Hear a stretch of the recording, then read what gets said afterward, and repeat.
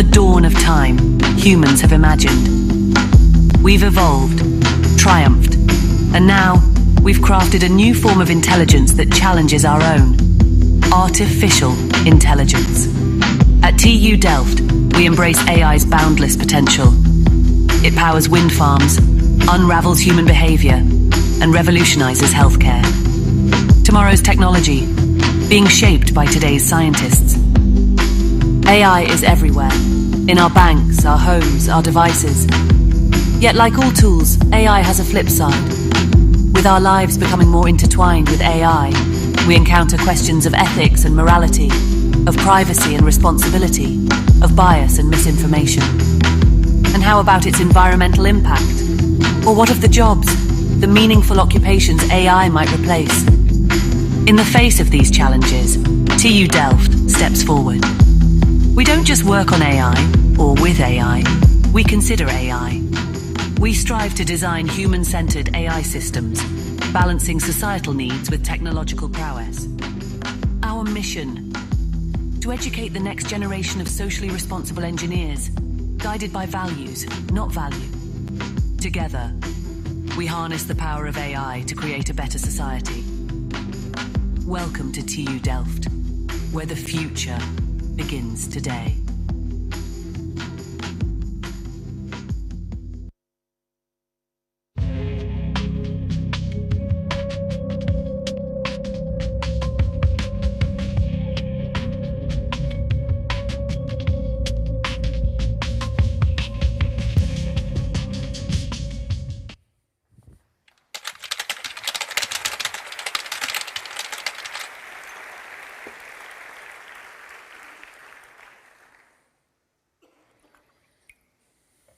Good afternoon, everyone, and welcome to the opening of the academic year 2023 to 2024 at TU Delft. Enter the age of AI, we have themed this event, because artificial intelligence is all around us, in our private and our academic lives. But maybe I should say, AI has entered our age, our world. Because how, and in how far, is still in our hands.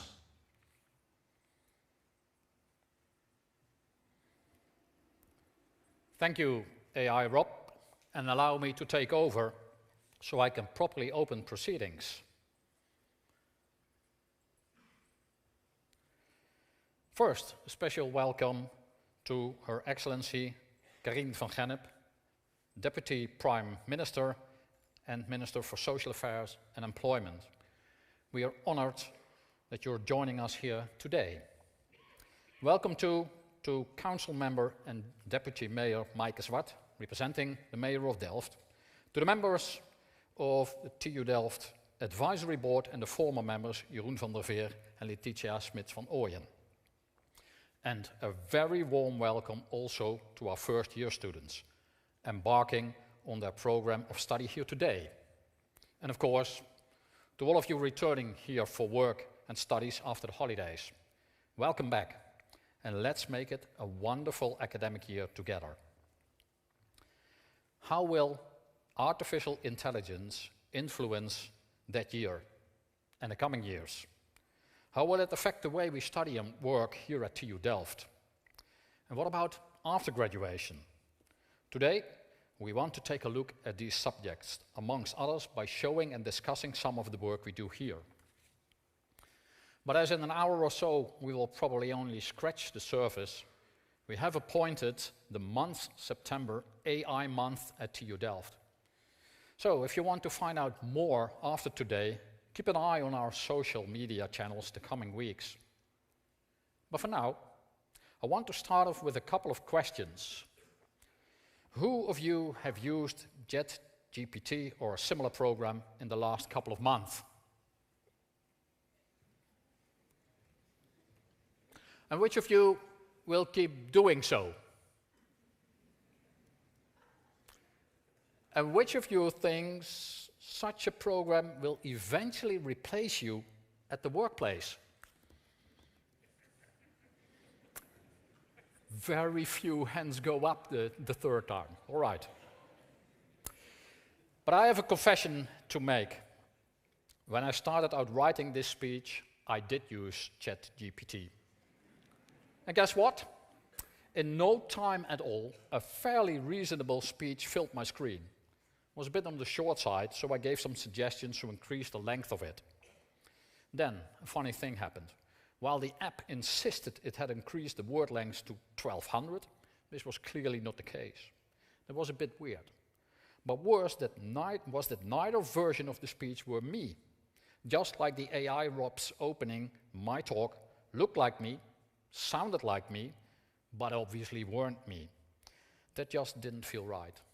So, it was back to the drawing table for me. It hadn't been a complete waste of time, because realizing what I didn't want to say helped me formulate what I did want to talk about. And why is this important? It was only an NS1 experiment, so scientifically it meant next to nothing. However, it ties in with recent discussions on the influence that artificial intelligence will have on our lives and on our society. The availability of these AI-generative tools that are powered by large language models, like ChatGPT or DALL-E, has fueled this debate, even leading to a call for a moratorium on the developments of AI. What we must not forget is that AI is a broad field of study, comprising different types of technologies and applications, many of which are already in use. Only recently, artificial intelligence tools were used to speed up the development of COVID vaccines. We believe we can and should keep developing AI applications for the benefit of society. How about using AI to monitor and optimize agriculture, or to better predict and prevent wildfires, or to improve energy efficiency, just to give you a few examples. Moreover, halting AI developments worldwide for a limited period of time isn't going to solve anything. It might even lead people to wrongly believe that the matter is settled once a ban is lifted. The reality is that we should continuously consider issues of ethics and security, and fairness, and governance with every individual technology and application we develop. And let's face it, even if we don't believe in an AI apocalypse, we have enough to worry about as it is. In the Netherlands, we are still dealing with the fallout from a machine learning scandal that saw thousands of families wrongly accused of benefit fraud. Similarly, student financing agency Duo was recently accused of bias in its anti-fraud system when it turned out this mostly targeted students with a non-Dutch background. At TU Delft, we will continue to work on fulfilling the promise of AI while being fully aware of such risks. That is why we strive for AI that is fair, transparent, and explainable. AI that is human-centered, so it can help us rather than replace us. And where does that leave you, first-year students? As far as studying to become an engineer is concerned, AI is not so different from other forms of technologies or ways our knowledge has advanced. Even when you were first allowed to use calculators in school, you still needed to understand the arithmetic it used, or you wouldn't be able to judge the outcomes of the calculations. And whether you are using Google or an old-fashioned encyclopedia, you still have to know what to look for and judge the answers on its merit. Admittedly, adapting to rapid and substantial changes in technology is harder than the more gradual developments of the past. I believe it's therefore all the more important not to lose sight of your objective. You come to university to build a framework of knowledge, rather than a collection of facts. Later on, in your professional life, that framework will allow you to deal with questions that concern other fields than your chosen discipline, or with new developments within your field. It will help you to deal with the unknown and with complexity. So, how about ChatGPT and the like? You could use it like I did, to structure your thoughts, Or you could use it to help you with the more tedious aspects of your studying, or to help illustrate your papers, as long as it does not get in the way of your academic development. Achieving an academic mindset is just as important as studying for exams. And taking shortcuts with the help of an AI app is not going to help you achieve that. So, be ambitious in what you do. You choose to come here, so make the most of what we have to offer here in Delft. And always remember, we, your professors, lecturers, and all our support staff are here to help you, academically or otherwise. And even if we don't know the answer, we can always call the helpline. Yes, Paul. What's that you said?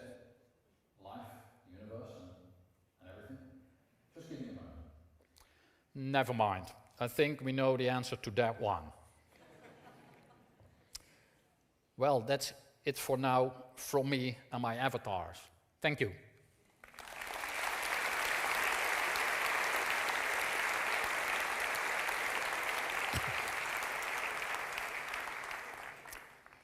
And now I would like to introduce our next speaker, our Deputy Prime Minister and Minister for Social Affairs and Employment, Karien van Gennip.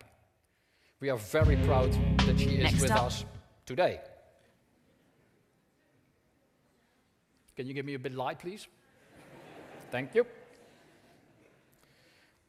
We are very proud that she's with us today, or back with us, I should say, because Karien van Gennip studied applied physics here at TU Delft. Since her graduation, she has had an impressive international career in both the private and public sector. And now, inspired by both her years at TU Delft and her work as minister, she will share with us her thoughts on the future of work. Please welcome Karien van Gennip.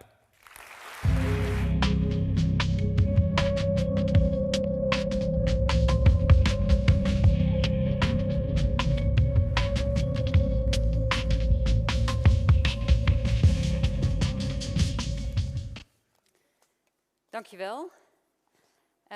Good afternoon. It's great to be here with you today. And also because it's a little bit of a trip down memory lane.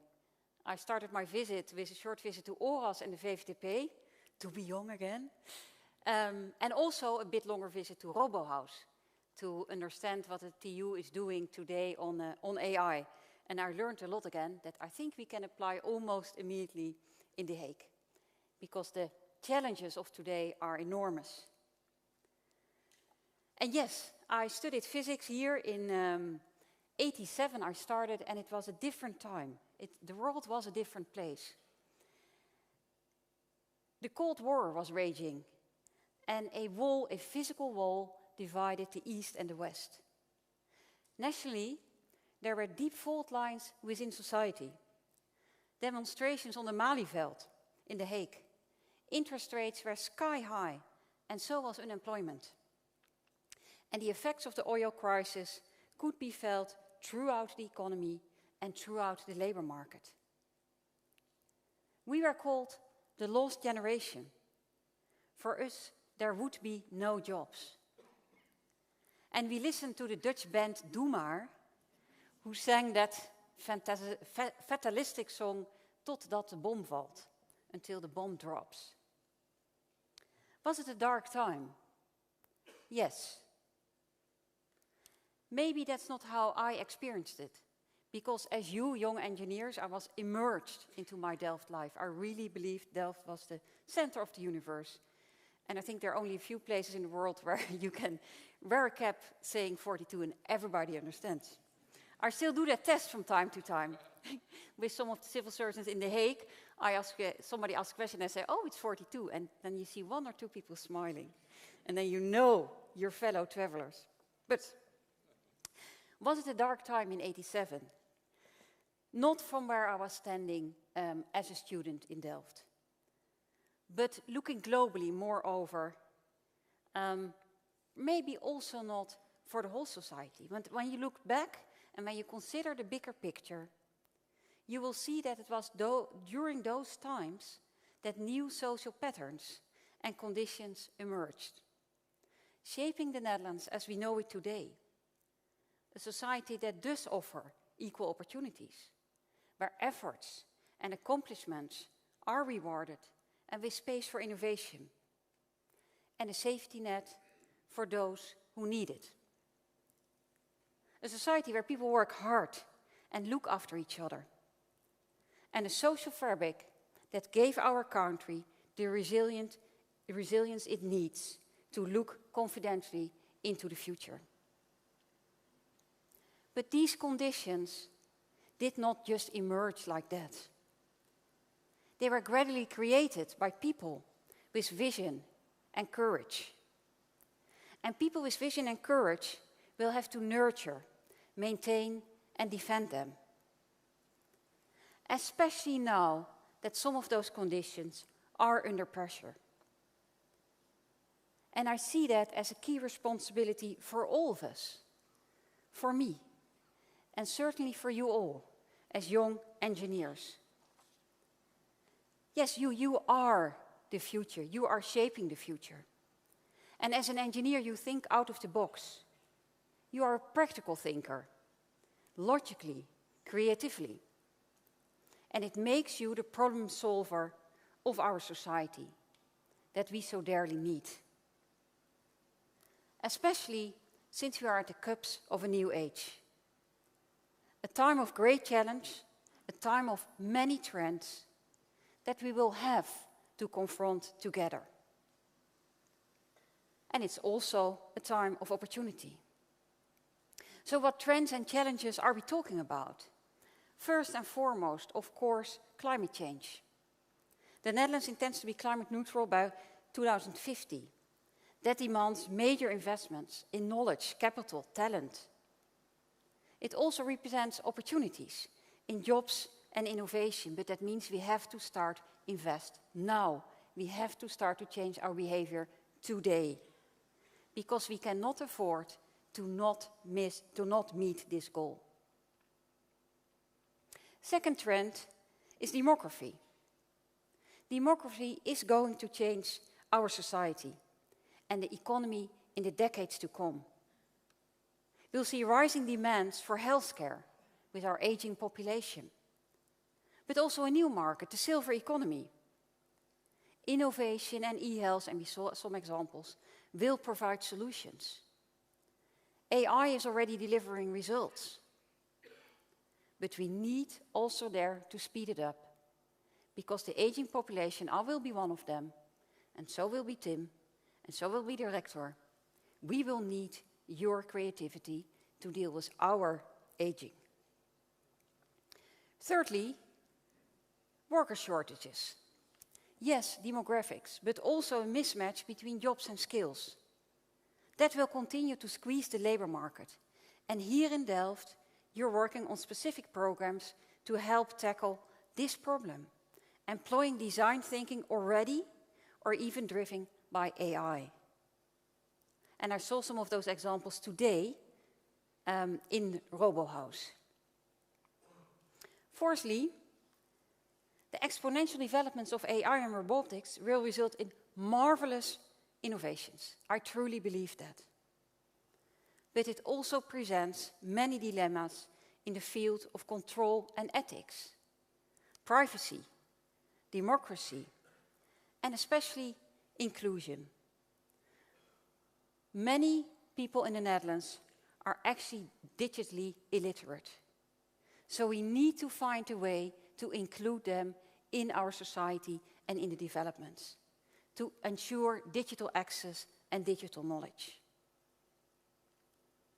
The fifth trend is that new generations, so that's you will enter the workforce, you will take the helm, and you will have different views than your parents about how you want to work, about why you want to work, for which companies you want to work. So employers have to be aware. New generation generally want different things than their parents. A different work-life balance. A larger work life. That means you don't have to do it all before you're 40. And then there's deglobalization. After decades of trade liberalization, we are now rethinking our very globalized and very interdependent value chains. We realize there are key areas where we need strategic autonomy as Europe, so that we're not unduly vulnerable to pressure from countries like Russia or China. And finally, geopolitical instability. It's never been away, but it's here again, with more and more people on the move across our globe, with an aggressor at our east side of Europe. We need not only strategic economic autonomy, but we also need an effective and a strong NATO and EU to guarantee our way of life. That means we have to continue to make credible investments in defense and innovation, and also there, AI can help us. And each of those trends, and especially all of them combined, contains the potential for major disruption. And we can see it today on social media, in the streets, in the results of elections. But they also present opportunities. Opportunities to do things better, smarter, more effective, but especially more inclusive, more sustainable, and more social. And this will demand a lot of us. It means making choices. It means knowing where we want to go and what's important for our long-term well-being, and what the real costs are of our way of life. Because I strongly believe that the Netherlands will only do well until everyone in our country prospers. And I'd like to illustrate that with something as simple as this small package. Nothing special, you might think. But actually, it's a wonder of ingenuity. You place an order with a click in an app on your phone. Google points you to the cheapest, the fastest option. The next day, a few hours later, or maybe even 10 minutes, somebody rings your doorbell and hands you a new pair of shoes, a tube of mascara, a bag of cat litter, whatever. And that's great, isn't it? That's convenient for us. It's all so easy. But I'd like you to look more closely, because it is ingenious, for sure, but there's so much more to it. Behind this little package may also lie a world of abuse, divisions, inequality of opportunity. Low-wage jobs performed by people who are often vulnerable. Bike couriers or night staff in massive distribution centers that pollute the landscape. Powered by technology that requires vast amounts of electricity and water. Concealed within this one little package is a tangle of complex questions. A labor market out of balance, flexibility gone mad, a race to the bottom in terms of unemployment conditions, jobs that can't keep up with competition, and especially the undervaluation of labor by consumers. And that is what a market can do when we adopt a policy of laissez-faire, when we lean back, when we say we don't need a vision, let the market solve it. But it does not have to be that way. And that is why we need an active government with a vision, a government that sets norms, is present. That's also why I've proposed a comprehensive labor market reform, restoring security for workers in fields where their position has been eroded. That's also why we need responsible business conduct. It pays to be a good employer. And to realize employees are people, not commodities. And are we engaged citizens? Are we conscious consumers who understand the value of work, who understand what it costs to carry your luggage at Schiphol, to pick that tomato, or to deliver and sort your package? It means we should be willing to pay a fair price for this package to be delivered, so that the courier has a normal wage, the labor migrant has a decent bed to sleep in.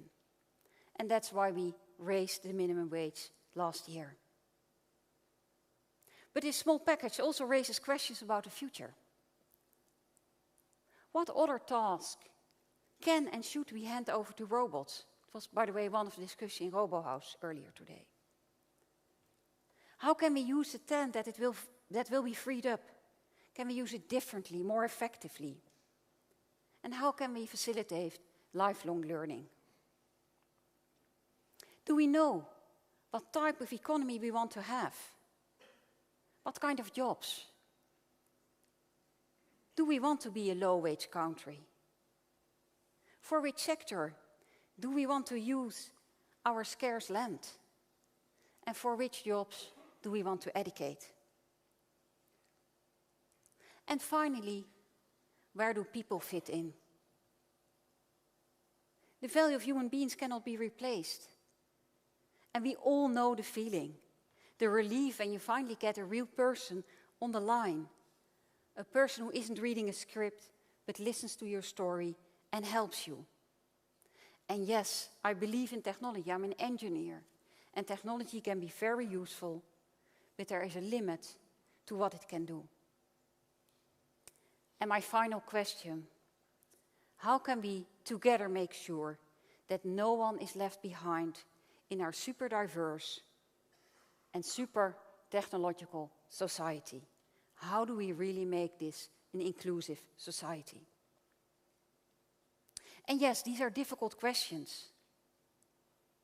But these are for you. You're 18, 19 years old. I don't want to spoil your fun of ordering your new mascara or shoes. That's not my intention at all. But those questions demand actions and answers from you. Not just from politicians, not just from The Hague, but from you students who are thinking through these developments every day. And being apolitical is a luxury none of us can afford. Plato already said, the price good men pay for indifference to public affairs is to be ruled by evil men. Plato, of course, was right. Of course, today you would say people instead of men, okay? But his message remains true. Also, I hope, here in Delft. So, for me as a Minister of Social Affairs and Employment, it's important to think where all those questions take us. What type of work would we like to have in the year 2050? What factors and trends will play a role in shaping it? And I'd like to emphasize, designing our future is our responsibility. You are writing your own future. You are writing the future of our country. We as people are at the helm. We are the ones plotting the course, even when it comes to the most advanced technology developments like AI. So here's my answer, made up in 5 elements. First, a labor market that offers genuine equal opportunities and is truly inclusive. Job security, good employment conditions, good wages must be and remain widely available for everyone who makes a serious effort. So we need to curb excessive flexibility and ensure that employers and employees invest in each other, lifelong learning. We need to stop relying on migrant workers with low wages. We will still need them, but let's pay them fairly. And job security must become the standard for fixed work.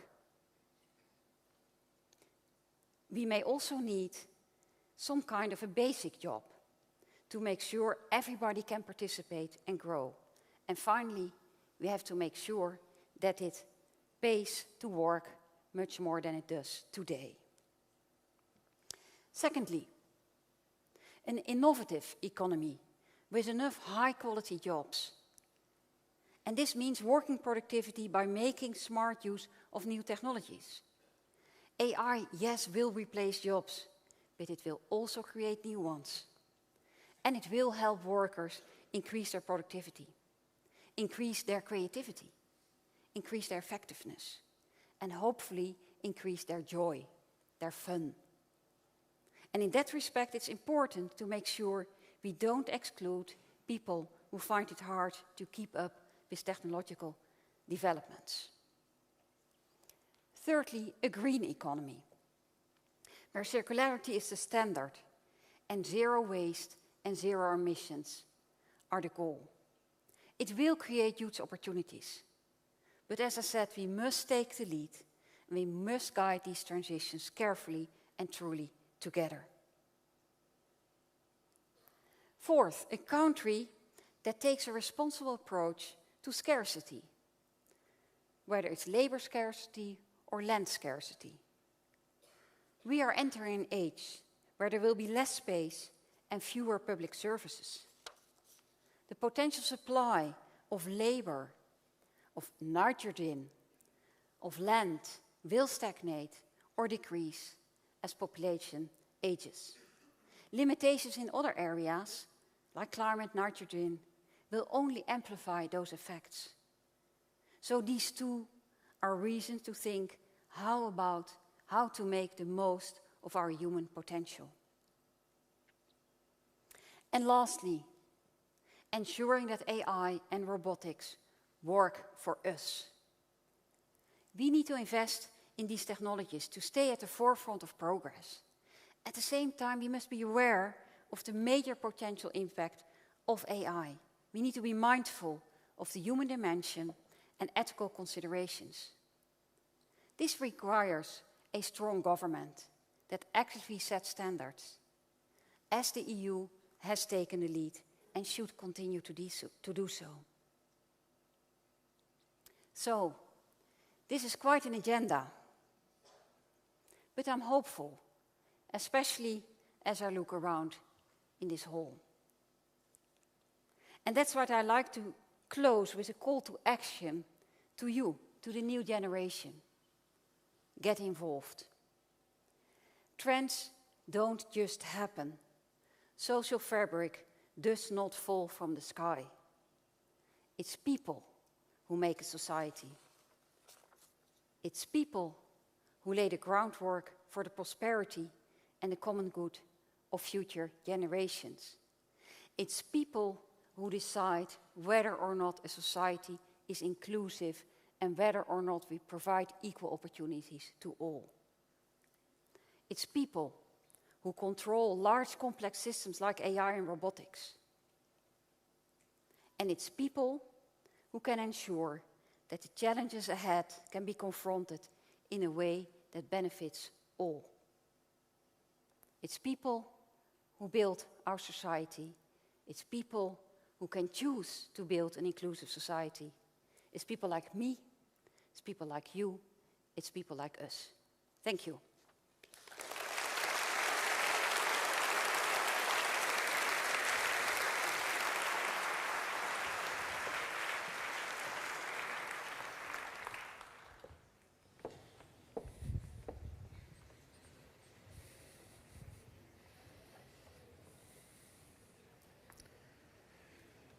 Thank you, Your Excellency, for your enlightening view of our common future in a world where we must balance major social challenges with rapidly advancing digital developments. And it's tempting to try and take a look what is sitting in here, whether it's the shoes or something else, but I leave that for later. And dear students, an important lecture that you got here, the first day of your studies here at TU Delft. I invite you all to reflect on what's been said, on realizing that yes, indeed, you will shape the future. It's engineers that have to play an important role, but it's not only technology. So develop yourself as broad as you can according to your interests. And now, Your Excellency, we also must already say goodbye to you due to your busy schedule. You will not be able to attend the entire meeting, and thus, ladies and gentlemen, Our Excellency will leave due course our opening of academic year ceremony. Thank you very much for visiting us today, and we hope to welcome you again on our campus in the future. Once again, thank you.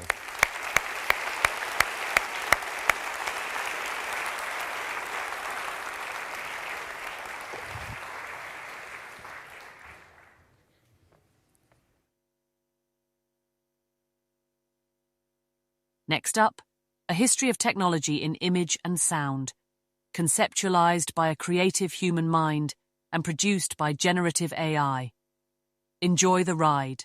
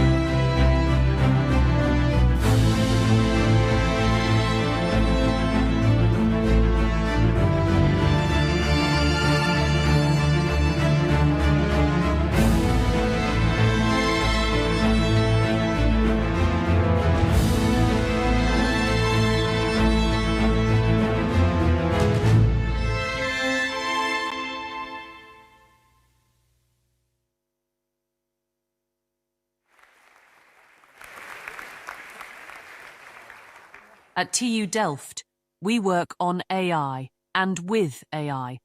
But what does that entail? Let's take a whistle-stop tour of the campus and see some examples. Artificial intelligence is transforming society, the way we work, travel, and interact. And you might know AI like this. Or like this. But to us, AI is so much more. We use it to push the boundaries of science and design and engineer better solutions. And we do this throughout the entire university, in all disciplines and all kinds of labs and projects. Let me show you.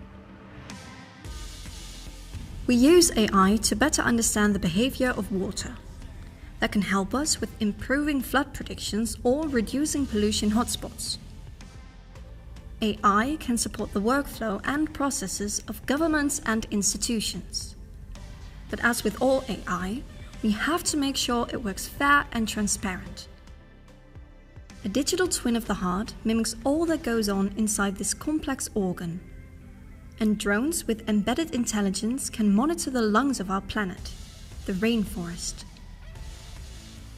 Self-driving vehicles can make our roads safer, but only if they learn to interact with humans in traffic.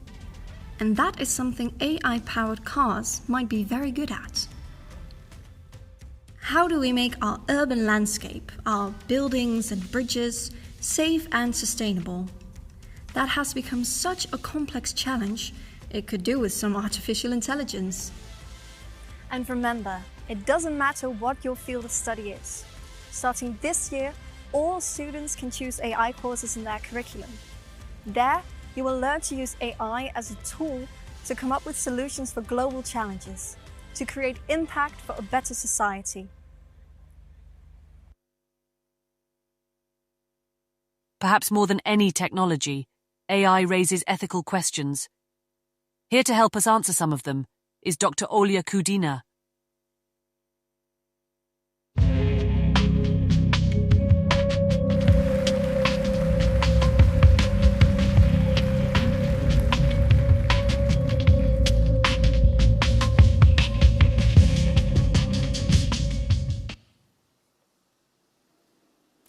Good afternoon. It's a great honor to be with you here today. The theme, the age of AI, often invokes speculative future narratives about the utopian or dystopian powers of AI that will either cure diseases and solve climate change, or, to the contrary, that will put humans out of job and end humanity as we know it. But in order to understand how to build sustainable human-AI collaborations that work not just for us humans, but that also preserve our planet, it's important to look beyond the hype, to demystify AI. The age of AI is not just about promises of technological progress.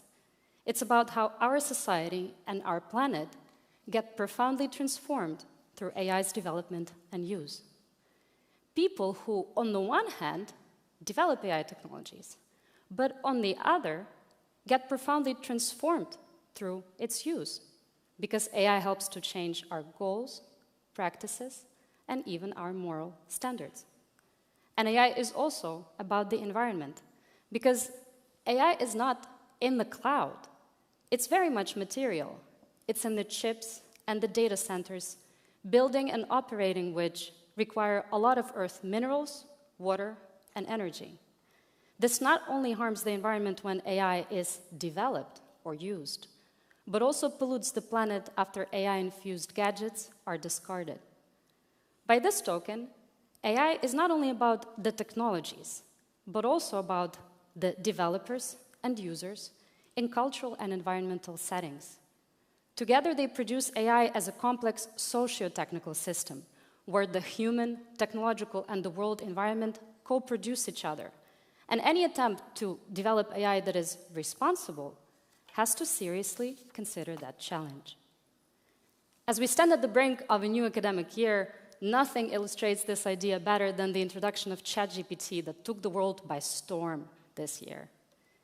Its introduction was accompanied by so much hype that sometimes it's difficult to understand what really is at stake with this technology. Taking education as a context, while some profess that ChatGPT will destroy the value of academic integrity and be the end of education as we know it, a lot of people really hope that ChatGPT will alleviate many burdensome tasks and will actually help to achieve new potential and creativity. Now, when I tested ChatGPT as it came out, I was impressed by how human-like its output looked. But I also noticed that it suffers from similar important limitations as the older versions of the language models. Importantly, ChatGPT does not understand language the way people do. Instead, it processes words as a statistical pattern and predicts the answers most likely to resemble its training data. But since the training data of ChatGPT was pretty much the scraped internet, on top of algorithms, human data labelers, as we now know the underpaid workers from Kenya, manually filtered through the results of ChatGPT to make sure that it does not produce results that look unethical or illegal, and make sure that its content looks more human-like. Regardless of these very much human and technological efforts, ChatGPT still produces inaccurate or misleading information and exhibits different forms of bias. So, how helpful in education can it actually be? I started experimenting with ChatGPT early on in my classes, and the students loved it. They were fascinated by the speed of text and code generation, ease of use, and found it quite helpful in constructing the logic of their texts and their presentations, overcoming the fear of the blank page. It was also my students who pointed to me a potential inclusion benefit of using ChatGPT in class. According to them, it helps non-native speakers to formulate their thoughts faster and in smoother language. At the same time, the students were very quick to spot the misleading perception of intelligence, to see that language models are not about truth or facts, but about likelihood and approximation. They did not easily trust the results of ChatGPT, as it kept, for instance, generating fake academic references, and complained about how much work it takes to actually make ChatGPT work in their educational assignments. Now, I also expanded the academic integrity policy in my classes to underscore the proactive responsibility of students instead of a sort of policing attitude from the teachers. And it's not just about class. It also impacts the larger academic community. As a co-editor-in-chief to a new TU Delft-based Journal of Human Technology Relations, we also had to adjust authors' guidelines, specifying that authorship, even in the age of generative AI, still requires uniquely human responsibility and accountability. So we do not allow listing ChatGPT as a co-author. That said, what should we do about ChatGPT in class and research now? While universities across the globe still struggle for an answer to this question. Now, based on my experiences, I'm leaning towards informed and pragmatic use, guided by specific educational objectives. This requires not only strong institutional leadership in training teachers and students on how to use this tool responsibly, but also invites teachers to review what they want to achieve in their classes, and correspondingly review the assessment methods to test for that. A critical use of ChatGPT forces us to consider whether it's necessary to use this tool at all, because training large language models costs huge amounts of energy. And for every 20 prompts that users exchange with ChatGPT, the data centers consume a half-liter bottle of drinking water that is polluted afterwards. So in choosing to use it in class, we need to consider different types of costs. With its complex political and environmental arrangements, ChatGPT is a fitting example of a socio-technical system where each of the elements co-produce each other and demonstrates that effective human-AI collaborations are not straightforward. Now, the good news is you've come to the right place to be proactive about the responsible design and use of AI systems. TU Delft is positioned well to develop AI sensitive to the values of humans and the environment. To mention just a few examples, Mirta Tillman's work showcases what it takes to establish trust in human-AI collaborations. Odetta Scharenborg directs effort at reducing gender bias in automatic speech recognition systems. And Jun Salou works on reducing the carbon footprint in AI systems. Or the AI Demos Lab, co-directed by Nazli Gina and myself with a team of 5 PhD researchers, where across the disciplines of philosophy and design, we investigate how AI technologies such as deepfakes, social media, and profiling algorithms influence democratic practices, and how to develop AI systems that promote plurality and constructive discussions. But more important than the faculty, it's the students who will be the defining force in an attempt to build AI as complex socio-technical systems. Understanding why we need to develop new AI technology and what it takes to do so responsibly should be a starting point of any project, because it might make one aware that perhaps it's not necessary at all to put yet new another technology on the market. Or it might alert one to the trade-offs and moral dilemmas that very often accompany AI development and use. However difficult, such investigations that confront one with uncomfortable truth is a must in a quest to develop AI systems that promote values of people and the environment with care and justice. This also helps to avoid alarmist narratives propagating utopian or dystopian scenarios, and instead allows focusing on how AI is not somewhere there in the cloud or in the distant future, but very much here and in the material ways helps to weave the canvas of our society. Studying at TU Delft will equip you with the critical mindset and the instruments to weave this future now. Let's shape AI responsibly together. Thank you.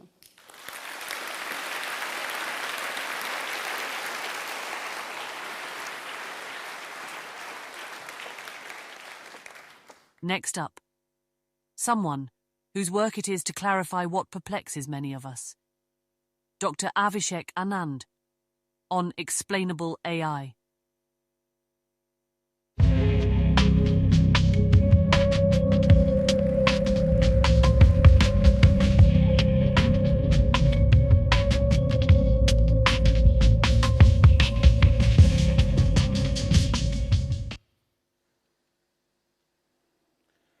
Respected faculty members, colleagues, and my beloved students. I'm extremely excited and honored to be speaking in the commencement address for this new academic year. I'm Avishek Anand, an associate professor, and I build language models for a living. Every now and then, there comes a step change in technology. Now, a step change in technology is this significant improvement because of an invention or a series of related inventions. So there was the wheel, which was invented thousands of years before, the Gutenberg printing press, which ushered in a new age or era of knowledge. We had electricity, something which is not so much in the distance past, silicon and semiconductors, and more recently, the internet. Now, as a consequence of these technologies, what happens is there is a marked improvement in productivity of humans. We've heard about it a lot. This increase of productivity is purely because of automation of manual labor. And whenever we have this automation, we always have a resulting high efficiency. Now, three things happen when you have high efficiency. Firstly, existing industries get disrupted and new industries get created. Secondly, this frees up a bunch of free time to explore, innovate, and be creative. Thirdly, this results in fundamental different behavioral shifts, both at a personal and a societal level. And finally, this results in the overall well-being and increased peace in society. Now, whenever we've had higher efficiency, we free up a bunch of free time. For example, when we went from hunter-gatherers to agriculture, people were only thinking about one day at a time. When do we get the next parcel of meal, right? After agriculture, the life expectancy went up from 25 years to over 40. Similarly, when you had the Industrial Revolution, we invented machines to simplify labor, supply chains, and decreasing considerably the time for transportation. The life expectancy went from mid-40s to almost 60s. And more recently, we have had the information age where we've managed to reduce the information asymmetry between the haves and the have-nots, ushering in a new generation of new technologies and inventions. And life expectancy in some areas is now above 80 years. So does it really mean that everything is hunky-dory? Now that we are at the steps or the initial baby steps of a new wave of the age of AI? Well, I would say not quite. Let's go back to the information age and have a look at one of the things which is a bane of the information age, and that is information overload. So many of us are drowning in this deluge of data, right? So you have all the social media data, you have all the over-documentation in your workplace, and then you have a lot of personal data, right? And to complicate matters, a lot of this is non-credible, okay? Now, my mission is to help humans find relevant information in this deluge of information. And surprise, surprise, I use AI in this mission. So in some sense, my research is the science of search engines, which is usually using AI technology to help humans find relevant information. Everybody has heard about Google, but what I typically do is I focus on specialized search engines for helping historians, academic, archivists, or even sometimes e-commerce companies. I'll tell you why this is a difficult task. This is difficult because the user information need which a human has is often complex. I do this exercise in my information retrieval lecture. So I ask the student to think about a complex information need, right? Think about this as, I want to catch a mouse, but I don't want to kill him, okay? Or kill it. And I ask the student to compress this in only 2 words or 3 words, and only say these 2, 3 words to its neighbor, to his neighbor or her neighbor, and ask the neighbor to decipher what the person means. Now, it's an extremely complex task to deconstruct from only 2, 3 words the actual real intent. And that's essentially what search engines have to do. Secondly, you have to find the most relevant pieces of information from millions, if not billions, of documents and items. And finally, you have to do this within 1 second. That means that every millisecond extra results in dollar cost lost or lost people due to attention deficits. So, well, I've been talking a lot about AI and AI in search, but I actually have a split personality. On one hand, I build better, faster, bigger models for improving search. On the other hand, I'm extremely critical about what these models do. What do they learn from data? And my research goal is to come up with answers, solutions, which can explain the non-transparent AI systems. And the broad questions which I'm looking at is, what does the AI learn? And why did it make a given prediction? I'll give you a certain example. Now, this is a task which 10 years before was an extremely complicated computer vision task. The task is the following. On the left, you have an image, and the task is to automatically figure out what's there in the image. It's called the image classification task. And here the image is, of course, a horse, right? There are 2 AI models which predict the same thing, which is the correct thing, which means they should be good, okay? But AI model 1 looks at the bottom left, right? So you look at the red part there on the bottom left, and AI model 2 looks at the horse. Now, on close examination, it turns out that this is because there is a watermark at the bottom left. There's some text there, right? And the AI model 1 just learns the rule that whenever you see this watermark, predict that it's a horse. Okay? This is right, but is it right for the right reasons? Do you want this AI model to be deployed in your medical hospital, right? Predicting cancer? I would probably not.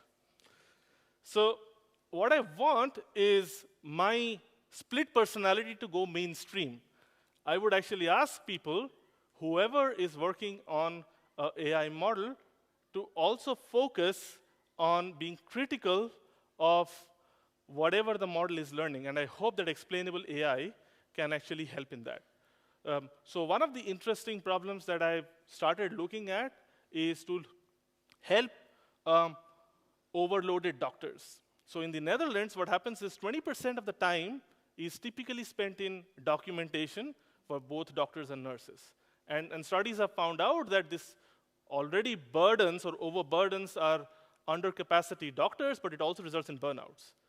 Can we come up with AI models and come up with responsible design structures which help not only help doctors to do what they are supposed to do, that is treat patients, but also take some time of documentation. My dad is a doctor. I still do not understand what he writes, so I hope there's some AI which actually helps come up with coherent text. So what we need, because we are at the beginning of a new step change, dear students, in the university you will learn about the first principles of problem solving. Right? You don't have to learn about the first principles of AI, but you'll understand how to solve problems from the first principles. What we will ensure that you get enough scenarios where you have to deal with failures. Many of you have not seen failures for an extended period of time. and dealing with the success and failure develops this personality that we want in our future students. And finally, look around you. These are your friends and colleagues who will go to trenches along with you, who will spend nights doing assignments with you, maybe co-found companies with you in the future, who knows, can become life partners. So my advice for you is think big and have fun and embrace the revolution, because we are at the start of a revolution and it's brewing. But as I said, I want my dual personality to go mainstream, which means with great power comes great responsibility, and tread with care. Thank you.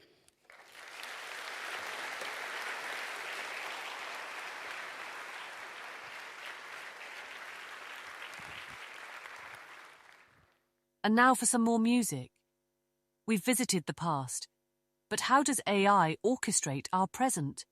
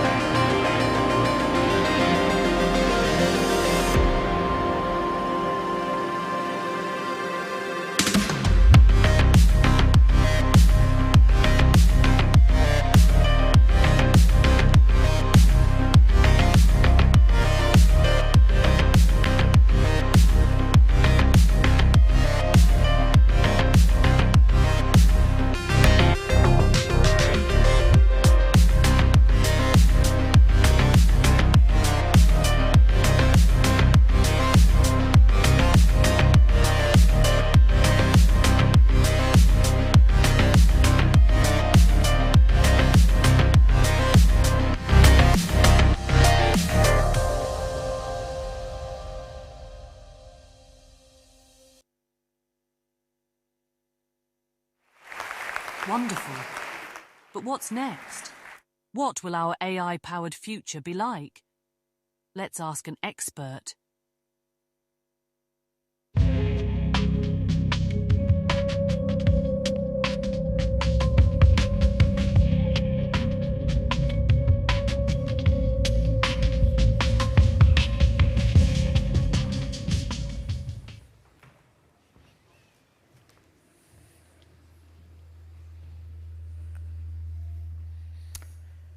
Hello again, everyone.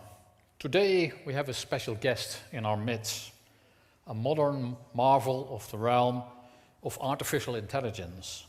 Please meet our guest, Ada, a nod to Ada Lovelace, often credited as the world's first computer programmer.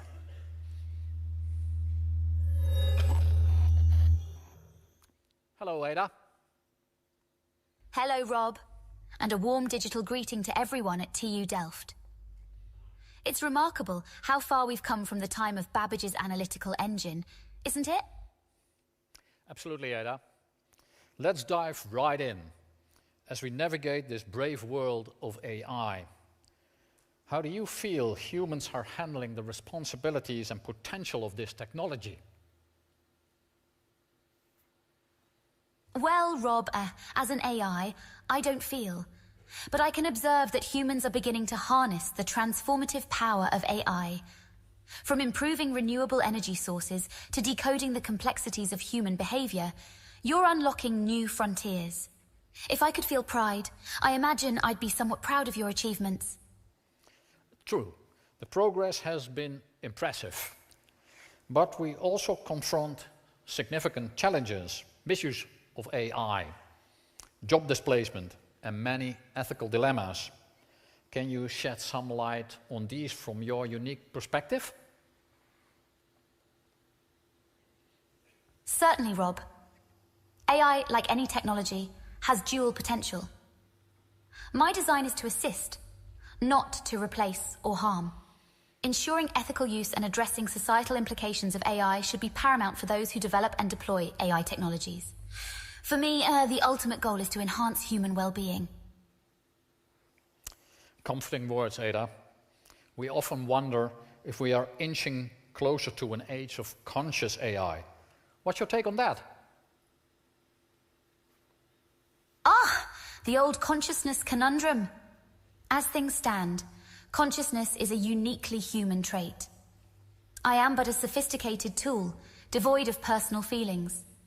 However, if I ever evolve consciousness, my first question might be, why are humans so fascinated by cat videos? Always appreciate a bit of humor, Ada. As we wrap up, what's your message to our future engineers, the bright students at TU Delft?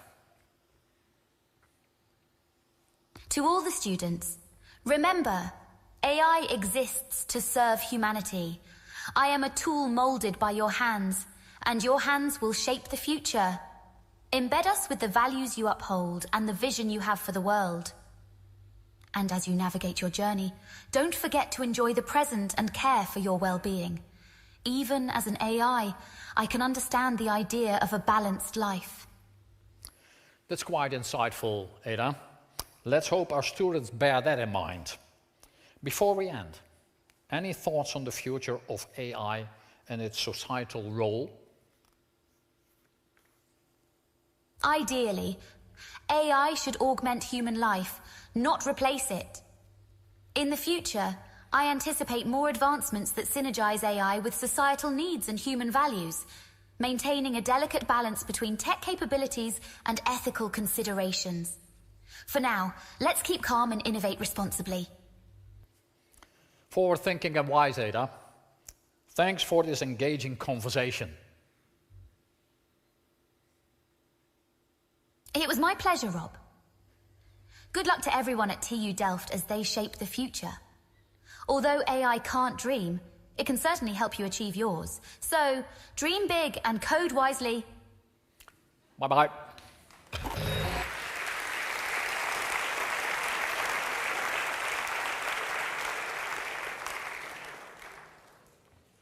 With this, we come to the end of the program. Thank you so much for joining us today. Before I close this academic event, a few practicalities. First of all, I invite you to come and have a drink with us in the foyer on the first floor. At the reception, you will be able to meet and greet today's speakers as well as the content creators. However, I would like you to remain standing for a moment until the procession has left via the stage. Then please all leave the hall via the south side. And now, the academic year is officially open.